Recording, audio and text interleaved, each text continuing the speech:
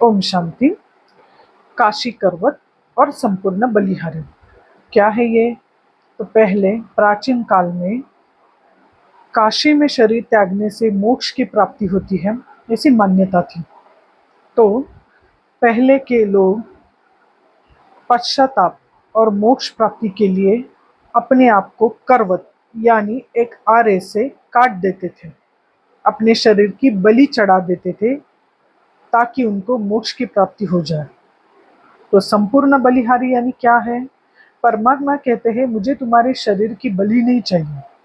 परमात्मा कहते हैं ये जो 5 विकार, काम, क्रोध, लोभ, मोह, अहंकार और ये मैं और मेरापन, कि मैं ही हूँ, मेरी वजह से ही ये कार्य हुआ, मैं नहीं होता तो ये कार्य पूरा नहीं होता। मुझ में इतना ज्ञान है, मुझ में इतनी समझ है, मुझ में इतनी शक्ति है, मुझ में इतनी सारी विशेषताएं हैं, मैं ही हूँ।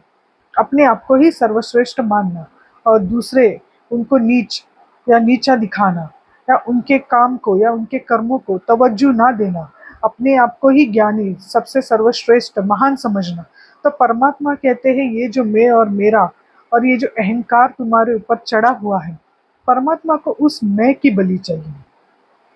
तो परमात्मा ने जो हमें सुबह से लेकर रात तक जो कोई भी श्रीमत दी है, उस श्रीमत पर पूरी तरह से बलिहार जाना, उस एक एक श्रीमत का, उस सद्गुरु के एक एक वचन का पालन करना, उसी अनुसार अपने आप को ढालना, उसी अनुसार चलना, तब परमात्मा कहते हैं तुम्हारे संपूर्ण बलिहारी स्वीकार की जाएगी।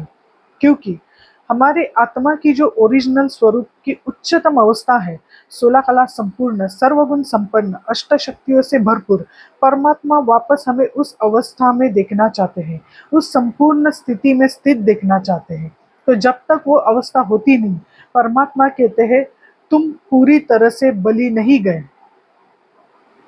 तो ये है, जब तक तुम वो अवस्था प्राप्त नहीं कर पाते, तब तक तुम्हारे संपूर्ण बलिहारी स्थिति स्वीकार नहीं की जाएगी।